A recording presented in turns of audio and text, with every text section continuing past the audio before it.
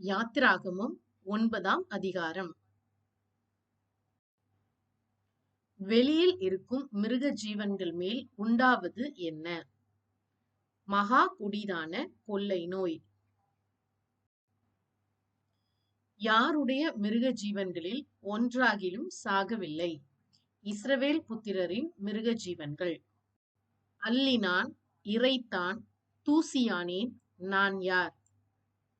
சூளையின் சாம்பல். ஏன் மந்திரவாதிகள் மோசேக்கு முன்பாக நிற்கக் கூடாது இருந்தது? கொப்புளங்களின் நிமித்தம். எகிப்து தோன்றிய நாள் முதல் நடைபெறாமல் நடந்தது என்ன? கொடிய கல்மலை.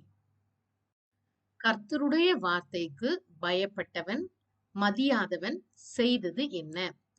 கர்த்தருக்கு பயப்பட்டவன் அவன் வேலைக்காரரையும் மிருக ஜீவன்களையும் வீடுகளுக்கு ஓடி வர பண்ணினான். மதியாதவன் அவைகளை வெளியே விட்டுவிட்டான். செத்து போகாமல் இருக்க கர்த்தர் கொடுத்த வாய்ப்பு என்ன?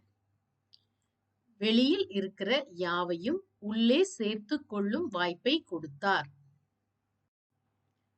தரையின் மேல் வேகமாய் ஓடினது என்ன? அக்கினி. கதிர் விடாதிருந்தது எவை? கோதுமையும் கம்பும். இடி முழக்கமும் கல் மழையும் எப்போது நின்றது?